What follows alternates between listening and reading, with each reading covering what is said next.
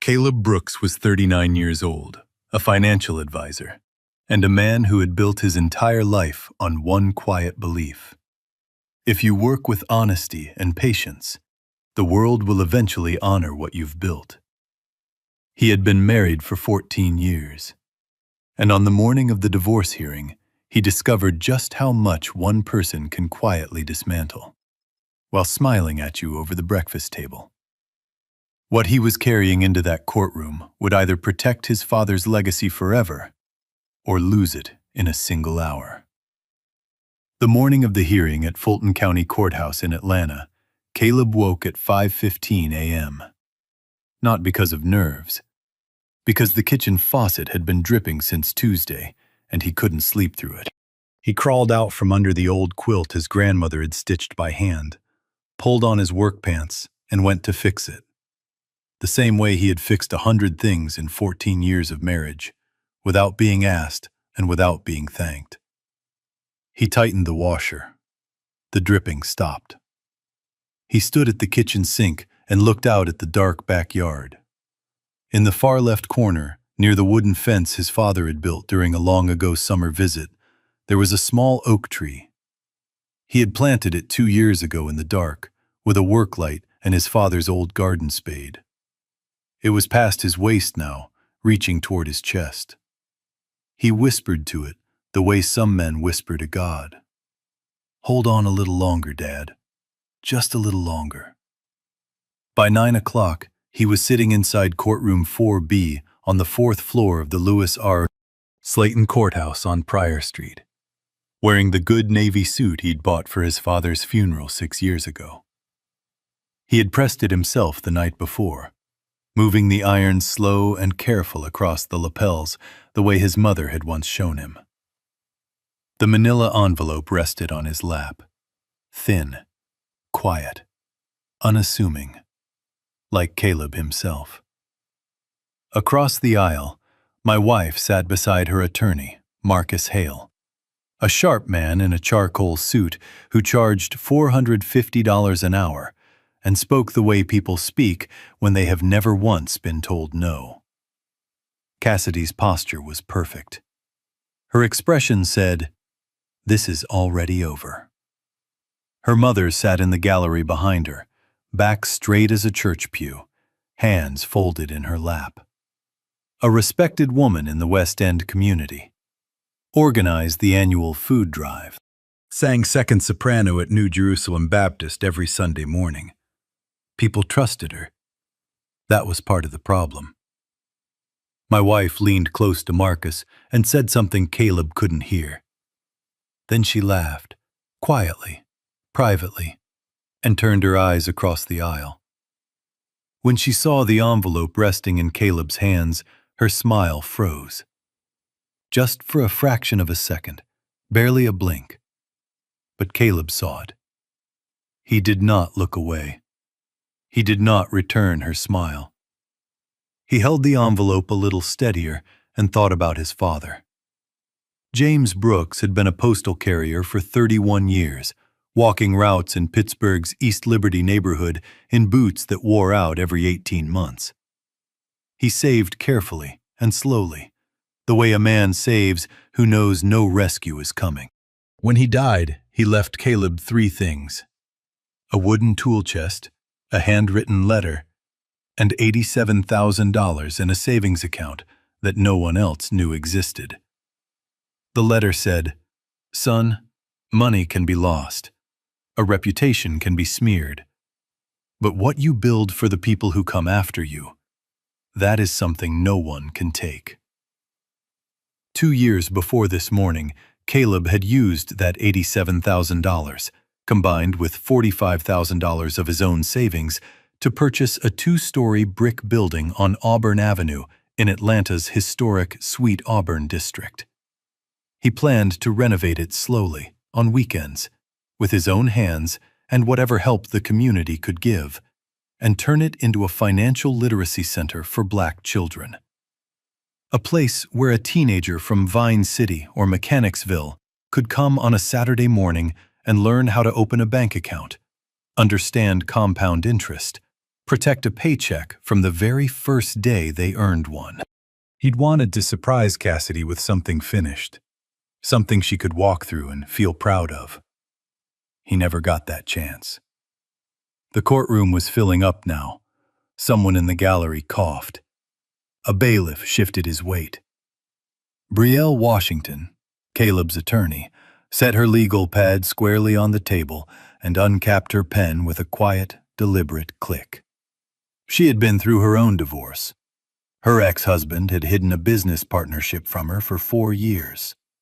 She understood exactly what it meant to carry evidence in silence and wait for the right moment.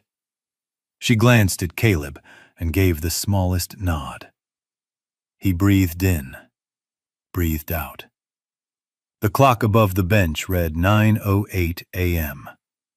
Outside, rain was falling steadily on Pryor Street, drumming against the tall courthouse windows in long, even sheets. It was the kind of Atlanta rain that makes the city feel both tired and cleansed at the same time. Caleb sat with his envelope, his silence, and 14 years of patience. And he waited. What was inside that envelope, and why did Cassidy's smile freeze the moment she saw it? Stay with us. The answer changes everything. If you were Caleb, would you have stayed quiet or confronted her that night in the garage? Type 1 for stay quiet, or 2 for confront her. People who know Caleb Brooks will tell you the same thing. He doesn't talk much, but he notices everything. He noticed the September evening 2 years into the Sweet Auburn project when my wife stopped asking about it. She used to ask, "How's the building coming? When can I see the plans?" The way a person asks about something they're genuinely invested in. Then one day the questions simply stopped. And the silence that replaced them had edges to it, a texture. The kind of silence that isn't absence. It's something actively withheld. He noticed how her phone always faced down on the kitchen counter when he walked into a room. He noticed the Friday evenings she started spending at her mother's house, not coming home until well after 10. He didn't press. Caleb had learned, from watching his father, from years of working with clients who came to him only after a problem had grown catastrophic, that the truth surfaces on its own schedule. The wisest thing you can do is be ready when it does. He was right about the truth. He just didn't know yet how wide the damage had already spread. It was a Thursday evening in late October, the 8th year of their 14-year marriage, when Caleb came home early from a client meeting downtown and heard Cassidy's voice drifting from the garage. He'd left the side door cracked that morning to let out the paint fumes from a touch-up job he'd started the weekend before. He wasn't eavesdropping. He was a man walking toward his own house. But what he heard froze him on the driveway. The property in Sweet Auburn. Yes, the timeline before he finds out. Her voice was low, controlled. The voice she used when she was managing something important. Caleb stood on the concrete in the October air, keys pressing into his palm, and understood in a single cold moment that this was not just a marriage falling apart. Something was being orchestrated. A plan. A timeline. With his name on the wrong side of it. He did not go inside. He turned around, walked back to his car, and sat behind the wheel for 20 minutes. Not in shock. In calculation. If he walked in there and confronted her now, she would adapt. She would move faster and hide better. So he did the hardest thing he had ever done.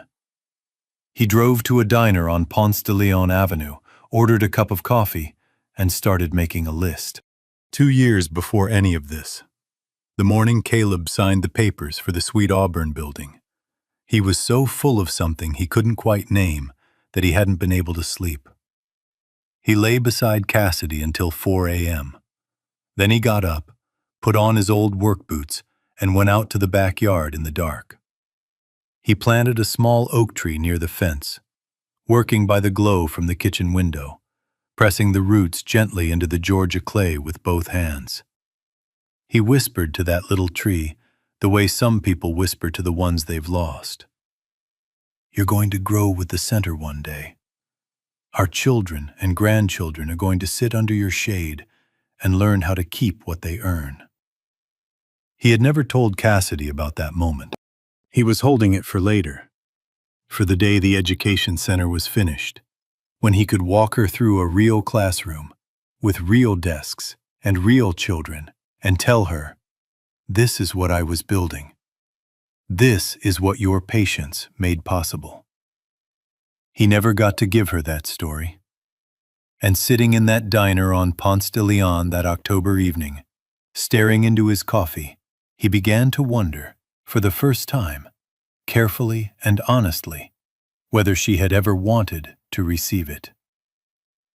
3 days after the overheard call, Caleb sat across from Brielle Washington in her office on Peachtree Street. The walls held law books and 2 framed degrees from Howard University. A small potted plant on her desk was doing its determined best to survive. Brielle leaned forward with both hands flat on the table and held his gaze. "Caleb, I need you to be very clear about something. You are not simply fighting to keep money. You are fighting to keep your father's name alive in this community. And we have less than 3 weeks before the hearing." She didn't blink. One impulsive move, one confrontation that tips her off, and we lose the element of surprise. That is currently our only real advantage. "Tell me exactly what I need to gather," Caleb said. She slid a legal pad across the desk. He picked up the pen. What Brielle uncovered when she pulled the financial records was not just bad. It was systematic. Cassidy had signed the court-required financial disclosure form, a sworn legal statement declaring she held no separate accounts. In reality, over the previous 11 months, she had transferred a total of $132,400 from their joint marital account into 2 private accounts Caleb had never known existed. One was opened at a bank branch on Piedmont Road in Buckhead. The second was held under a business name that Brielle's paralegal traced directly back to Cassidy's mother, who, it turned out, had carried a significant personal debt for years, one that predated the marriage entirely. That debt was now gone, paid in full, with money drawn from the account Caleb had been using to renovate his father's building. And the false disclosure form, Cassidy's sworn statement that none of this existed, had been signed only 12 days before she retained Marcus Hale. When Brielle laid out the printouts, Caleb sat very still. He wanted to go home and confront Cassidy right then. Part of him wanted that badly, the way you want to throw open a window in a room that hasn't had fresh air in months. He was angry. Not the loud kind, the deep, slow-burning kind that lives in your chest at 2 in the morning and turns the ceiling above you into something that looks like a verdict. But he chose silence. Because a man who shows his hand too early doesn't win. He just warns the other player that the game is real. That night, he sat alone in the kitchen with cold coffee and looked at the photograph of his father on the wall. That quiet postal worker with the steady eyes and the good boots. And he thought, would you tell me to stay quiet, Dad? Or would you say, enough is enough? The photograph offered nothing. The house was perfectly, painfully still. He stayed quiet.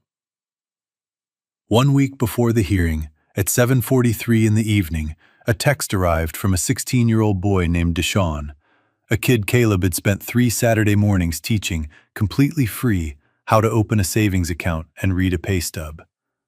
No announcement, no social media post, just a man and a boy and a kitchen table and an hour that nobody else saw.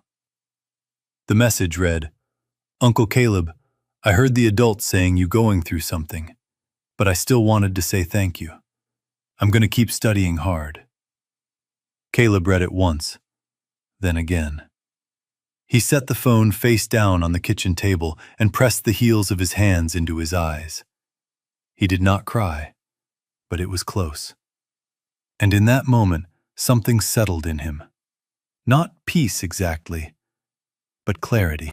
The kind that comes when you understand, in your bones, not just your head, that what you were protecting is real and worth whatever it costs. Caleb walked into that courtroom the next morning, carrying 14 years of patience, one thin manila envelope, and a piece of evidence that Cassidy never expected him to find. What happened the moment Brielle stood and spoke, and how the judge's face changed when she read those documents, is something that courtroom will not forget for a long time. The rain had not let up by the time Judge Anita Freeman entered courtroom 4B. Everyone stood. The judge was a compact woman in her early 60s, with close-cropped silver hair and reading glasses worn low on her nose. The way teachers wear them when they want to see both the paper and the person at the same time.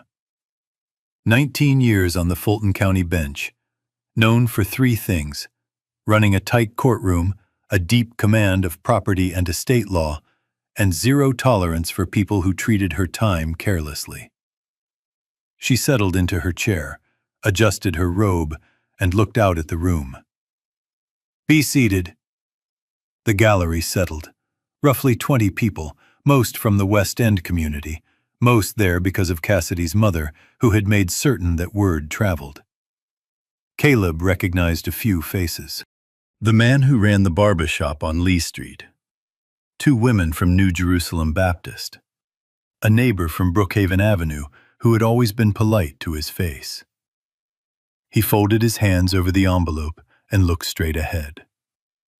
Marcus Hale opened for the petitioner. He was skilled. Caleb would give him that. He moved through his argument with the clean momentum of a man who had never once been surprised by an outcome. He described my wife as a devoted partner who had supported Caleb's ambitions for 14 years, while her own career as an event planner was routinely set aside. He argued that the Sweet Auburn building was a marital asset, purchased during the marriage, subject to equitable division under Georgia law. He used the word sacrifice 4 times in 9 minutes.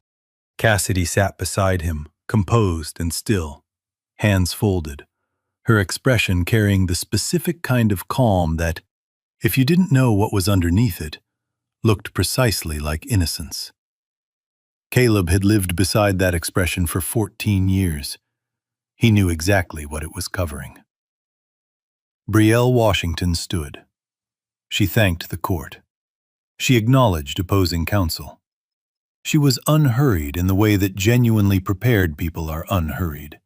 Not performing patience, simply not needing to rush. "Your Honor, we would like to submit a document into evidence." She nodded toward Caleb. He lifted the envelope from his lap, carefully with both hands, and carried it to the evidence table. He set it down the way you set something down when you have carried it a long way and want to be certain it lands safely. He returned to his seat. The bailiff carried the envelope to the bench. Judge Freeman opened it without hurry. She read, first quickly, to get the shape of the thing, then returned to the top of the second page and read it again with a stillness that made the entire courtroom go quiet in a way that was almost physical. She set the papers down. She looked up. She looked directly at Cassidy. "Mrs. Brooks," she said, in a voice that was entirely level, and therefore somehow more unsettling than a raised one. "Are you aware that what you signed constitutes a false sworn statement under Georgia law?" 4 seconds of silence. It felt like 4 minutes. Somewhere behind Caleb, a woman exhaled. A slow, involuntary release she'd been holding without knowing it. In the gallery's second row, Cassidy's mother sat up even straighter, which no one in that room had imagined was physically possible. Marcus Hale leaned close to Cassidy and said something barely audible. She gave a short, tight shake of her head. The hand resting near her legal pad was not quite still anymore. Cassidy's smile was gone. In its place was something Caleb had never seen on her face in 14 years of marriage.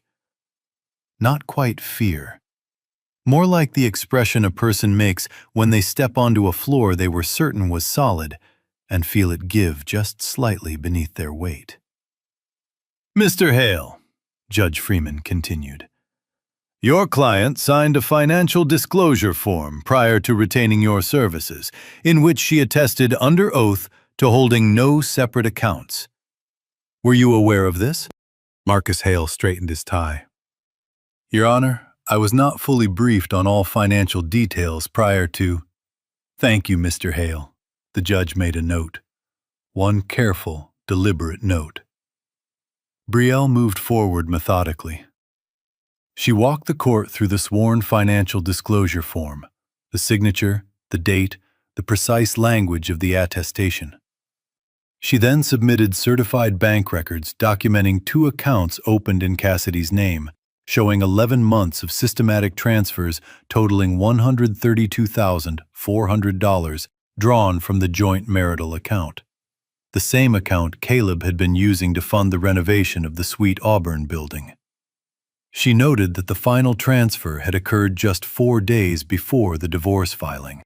She observed, in a tone so measured it almost sounded charitable, that the false disclosure form had been signed only 12 days before Cassidy retained Marcus Hale.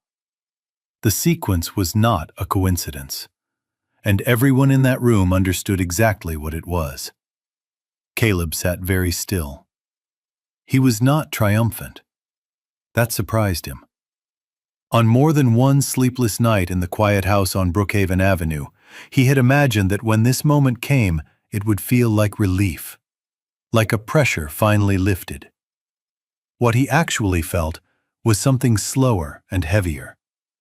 Something that lived below anger and below grief, in the place where you keep the things you understand too late.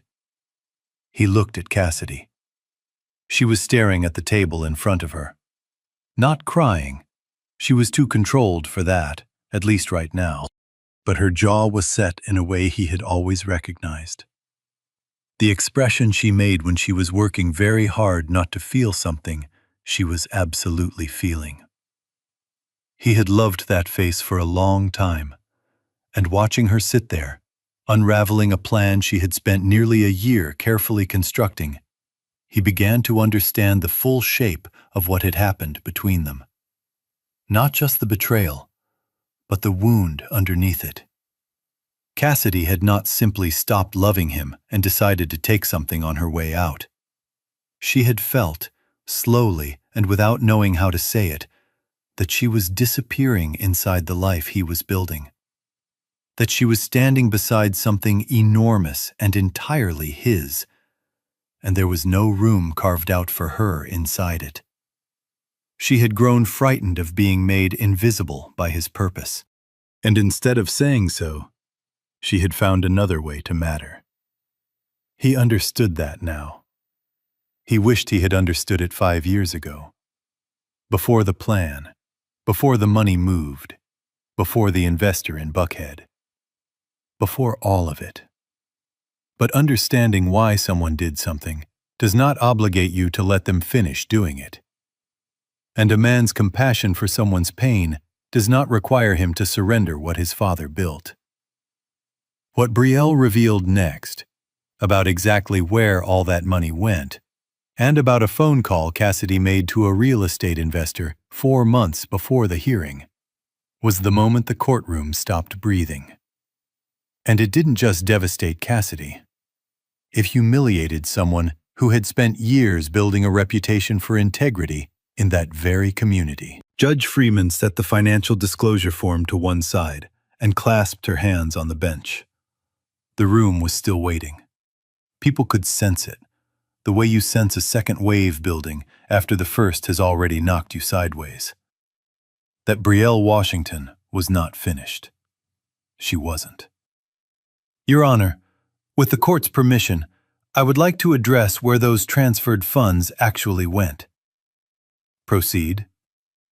The $132,400 drawn from the joint marital account over 11 months was not savings that Mrs. Brooks had accumulated independently during the marriage. These funds were taken directly from the account Caleb Brooks maintained for the renovation of the Sweet Auburn building, a financial literacy center he was developing in honor of his late father, James Brooks, funded by his father's inheritance and his own personal savings. One beat of silence. A significant portion of those funds, approximately $78,000, was used to retire a long-standing personal debt belonging to Mrs. Cassidy's mother.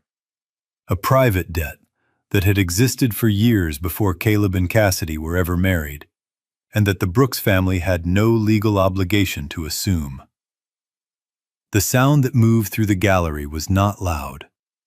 It was the kind of sound a room makes when 20 people arrive at the same understanding simultaneously, and none of them want to be the first to say it aloud.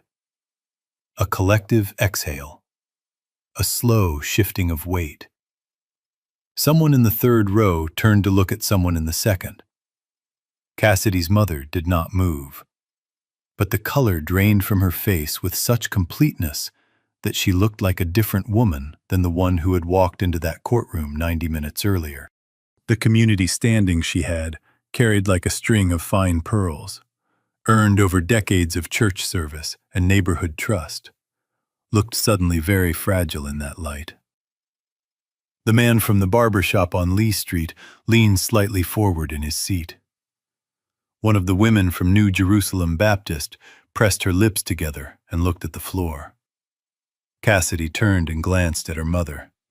Involuntary. Half a second. The kind of look your eyes make toward the thing you are working hardest not to look at.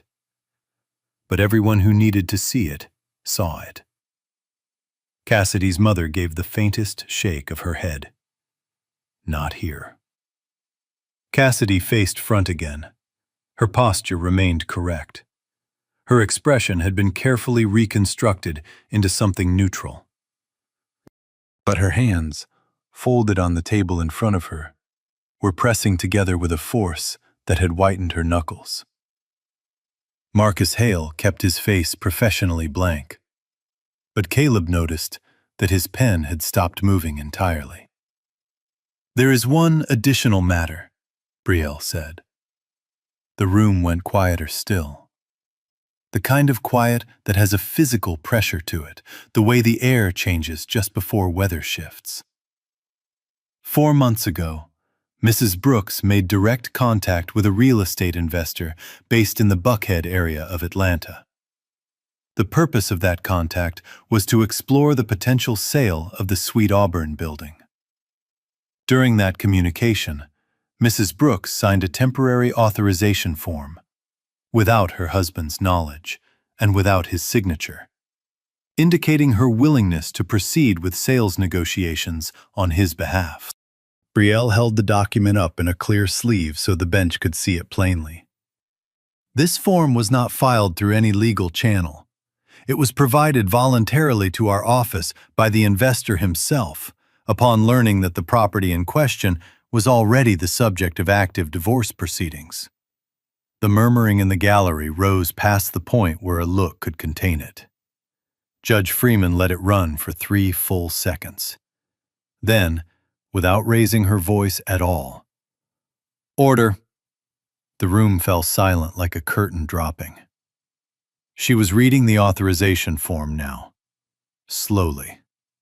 Her expression, which was normally as readable as a closed door, had taken on something particular. Not dramatic anger, something quieter and more permanent than that. The look of a person who had hoped not to see something like this again, and was now looking directly at it. She set the document down. She looked at Marcus Hale. She looked at Cassidy. Then, briefly, pointedly, she let her gaze move to the gallery, to the row where Cassidy's mother sat with her hands still folded and her face still composed. "Mrs. Brooks," the judge said, Do you understand the full scope of what has been submitted to this court today? Marcus Hale leaned in. Your Honor, my client, I asked Mrs. Brooks. A silence. Then Cassidy's voice, careful and very thin. I understand, Your Honor. Good, said the judge. And the single word landed in the room like a closed door. Caleb stared at his hands. He had known about the Buckhead investor for weeks. Brielle had told him the moment her paralegal traced the authorization form to its source. He had sat with that information the way you sit with a diagnosis you've been half expecting. Not in disbelief, just needing time for the full shape of it to settle into something real. Because this was the detail that had broken something in him that the missing money and the false documents had not. This. The building his father's savings had helped purchase. The place where Caleb had planned to put a small bronze plaque beside the front door with his father's name on it. Cassidy had been prepared to hand it to a real estate developer in Buckhead for a cash settlement. Not because she hated the project. He had thought about this long and honestly, and he genuinely believed she didn't hate it. He believed she had simply never been able to see it the way he saw it. She had looked at a 2-story brick building on Auburn Avenue and seen a marital asset. A number. A line in a settlement document. She had never seen what he saw. His father's voice still present in that space. A room full of children who deserve to know how money works before the world teaches them the hard way. A neighborhood that had built something extraordinary once and had every right to do it again. The gap between what she saw and what he saw was not new. It had been there for years, growing quietly in all the space between the things he had never found the words for. He had kept telling himself he would explain it when the building was ready. When he could show her instead of tell her. He had waited too long to let her in, and she had stopped waiting to be let in at all. Cassidy finally looked at him, not with her courtroom expression, not with the face she managed for public consumption. With something underneath all of that, raw and uncertain and stripped of its usual composure, that Caleb recognized, after 14 years, as the closest thing to honesty she had shown in a very long time. He didn't look away. He didn't offer anger or contempt or comfort, because none of those would have been entirely honest. He simply looked back at her the way a man looks at something he once loved and is only now, in this moment, beginning to see clearly. Then he returned his eyes to the bench. Outside on Pryor Street, Atlanta moved through its ordinary morning without pausing for any of this. Somewhere across town, on Auburn Avenue, the 2-story brick building sat quiet and patient and entirely unaware of what was being decided about it 9 miles away. The rain against the windows had softened to a fine, even mist. Caleb breathed in, breathed out, and waited for the judge to speak. When Judge Freeman delivered her ruling, she said something to that courtroom that more than one person is still carrying. And what she said directly to Caleb, in front of everyone who had doubted him, is something you need to hear. Judge Anita Freeman did not believe in unnecessary words. She said what she meant. She said it clearly. And then she stopped. But the words she chose that morning in courtroom 4B settled over the room like something structural. The way a roof settles, quietly, into a position it intends to hold. People would be quoting them months later, at church dinners and barbershop chairs and kitchen tables across the West End, always getting close, but never landing the particular precision of the original. The ruling was delivered without ceremony. Alimony. Denied in full. Cassidy was ordered to return the full $132,400, with interest calculated from the date of the first transfer. She was ordered to cover Caleb's legal fees in their entirety. The Sweet Auburn building was awarded exclusively to Caleb, citing his sole contribution of premarital inheritance funds, the clearly documented community purpose of the project, and the evidence of willful financial concealment by the opposing party. And then Judge Freeman looked up from her notes and spoke directly to the room. This court does not reward perjury. It does not reward the systematic dismantling of a marital estate for personal gain. And it will not in this courtroom, not in this jurisdiction, be used as an instrument for erasing a legacy that a black man quietly built for his community. She paused just long enough for the words to settle. Mr. Brooks, your father's name will not leave Auburn Avenue today. Caleb did not move when she said it. He felt Brielle's hand touch his arm briefly. Somewhere in the gallery behind him, a sound moved through the room. Not applause, the judge would never have permitted that, but something like the collective exhale of people who had been holding their breath for a very long time and had finally been told they could let go. He kept his eyes on the bench. Court is adjourned. The gavel came down. In the gallery, Cassidy's mother gathered her purse and stood with slow, careful movements. The movements of a woman trying not to draw the attention of a room where every eye had already found her. She did not look at Caleb. She did not look at anyone she knew. She moved toward the exit with a posture that was still technically upright, but had lost something essential. That absolute surety that had carried her through every community gathering, every church event, every room she had ever entered for 30 years. The man from the barber shop on Lee Street watched her go. He said nothing. He didn't have to. In the hallway, Caleb stood by the tall windows overlooking Pryor Street and let the sound of the building settle around him. The rain had stopped.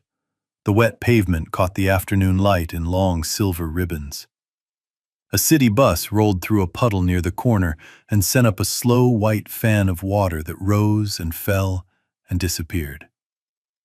An older woman from New Jerusalem Baptist approached him, small, with white hair and hands that had the particular look of hands that have worked their whole lives without apology. She touched his arm. "Son," she said quietly, "Cassidy's mother told us a lot of things about you these past few months. I want you to know. We know now who was really telling the truth." He nodded. He couldn't quite speak yet. She patted his arm once, firmly, the way grandmothers do when words aren't the point, and walked away. He drove home alone, up through Ponce de Leon, past the magnolias that were well past their peak now, the last of the white petals browning softly on the sidewalks. He drove with both hands on the wheel and the radio off, the way his father used to drive when he had something he needed to think all the way through.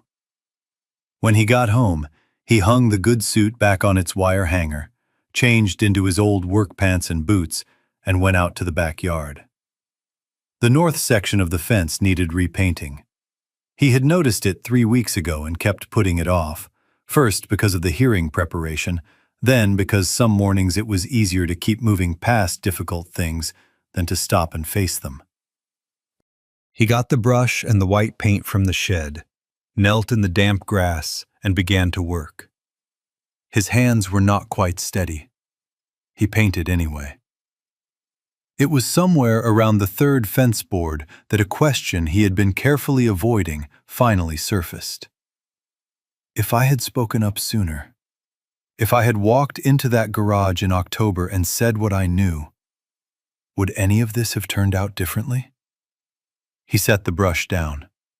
He sat in the backyard in the thin, late afternoon light breaking through the clouds, and he answered that question honestly, with no comfort, no softening. Maybe if he had learned earlier to let people inside what he was building, Not just fix the faucet and plant the tree in the dark and press his own suit and show up quietly for everyone except his own wife. Maybe Cassidy would not have felt so far from the center of his life. Maybe she would have known she was part of what he was protecting, not just living beside it. That thought sat heavy. It was not guilt exactly, but it wasn't nothing either. A man who is honest with himself has to hold both truths at once. The genuine wrong done to him, and the genuine places where he went quiet when he should have spoken. He picked up the brush. He thought about Deshawn, about a 16-year-old boy who had taken 3 Saturday mornings to learn something that would protect him for the rest of his life, and who had bothered to send a thank you into what he knew was a difficult time. He thought about the children who would walk through the doors on Auburn Avenue someday and never know that this particular afternoon existed. This man on his knees in the Georgia clay, hands unsteady, painting a fence, asking himself the hardest question. That's all right, he thought. Some things don't need to be witnessed to matter. He kept painting until the light ran out. What happened 8 months later, when Cassidy finally called, and what she said when Caleb told her exactly what was in that envelope, is the part of this story that will stay with you longest. 8 months after the ruling, on a Wednesday evening in February, Caleb's phone rang. He was sitting at the kitchen table, not the back porch, not the backyard. Just the kitchen, where ordinary life happens. He had made himself a proper dinner for the first time in weeks, and the dishes were still in the drying rack, and there was a legal pad on the table with 3 pages of renovation notes for the Sweet Auburn building. Real notes now. Contractor estimates, electrical plans, a room layout for the first Saturday morning class. He looked at the screen. Cassidy. He let it ring once. Then he answered. She was crying. Not the performing kind. Actually crying. The way grief sounds when it has finally stopped being managed. Uneven, catching on itself, stripped of all the careful presentation she had maintained for so long. She apologized. She said she had started therapy 3 months ago. She said she was beginning, slowly, with real difficulty, to understand what she had done, who she had hurt, and how far the damage had traveled past what she had ever intended. He listened. He was good at listening. He had always been. When she finished, he was quiet for a moment. Then he said, "Cassidy, the envelope I handed to the judge that day, it didn't only contain the financial disclosure form." He heard her breathing slow. "Brielle found the email you sent to the investor in Buckhead, the authorization form you signed, without my signature, without my knowledge, to begin sales negotiations on the Sweet Auburn building." A pause. "That building holds my father's savings. Every dollar he set aside for 31 years of walking mail routes in Pittsburgh, in boots that wore out every 18 months. That's what bought it. I was going to put his name on a plaque beside the front door. I was going to bring children from Vine City and East Point there on Saturday mornings and teach them how to protect the first paycheck they ever earned, so they don't have to learn it the way too many people learn it, after it's already gone." Silence on the other end, complete and full. "You weren't trying to take money from me, Cassidy. You were trying to take the reason I got up in the morning." A long moment. Then, quietly, she said, "I know." 2 words, and in them, finally, after everything, something Caleb had not heard from my wife in years. Not strategy, not the careful version of herself she showed the world. Just 2 words that meant exactly what they said, with nothing behind them except the plain, tired weight of truth. "I know." He said goodbye gently. Not warmly. Warmth would not have been honest. But gently. Because this woman had once been someone he loved. And because a man who has been through what Caleb had been through understands, eventually, that grace and trust are not the same thing. You can offer one without restoring the other. He set the phone on the kitchen table. He looked at the renovation notes on the legal pad. Then he looked out the window at the backyard, though it was dark now, and he could only see his own reflection in the glass. Somewhere out there, past the darkness, was the oak tree. Bare in February, as all oak trees are in February in Georgia. Patient the way young trees are patient. Not yet the shade he had promised it would become. But growing. Always growing. "I'm going to keep it, Dad," he said quietly, to no one and to everyone at once. "I'm going to keep it."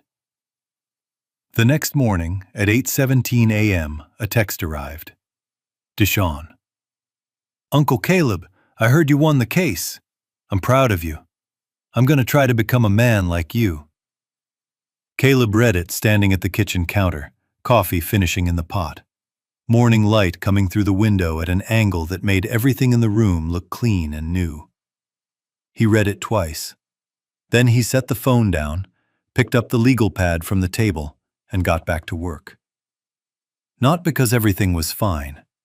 Not because the loss didn't still sit in him like a stone, but because there was a building on Auburn Avenue waiting for Saturday mornings. And there was a boy who was watching. And there was a plaque that hadn't been made yet, with a name on it that deserved to be there.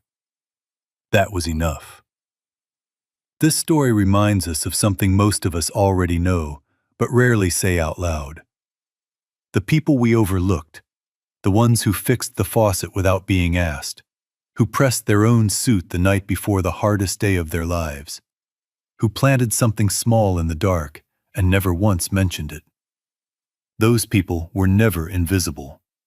We just stopped looking.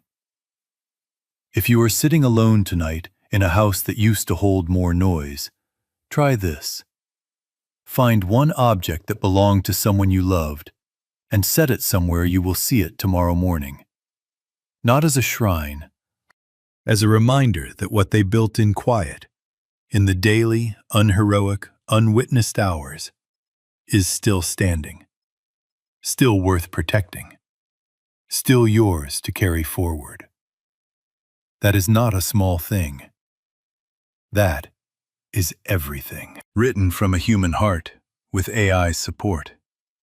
This story only hopes to send you a warm message. Kindness is never wasted, and even when the world feels harsh, there is always the light of justice and beautiful things quietly returning to those who are kind. Production team, story and screenplay by Quinn Fung. Character development and visual conceptualization by Chris Nguyen. Video scripting and scene adaptation by David Nguyen. A passionate team dedicated to bringing this story to life.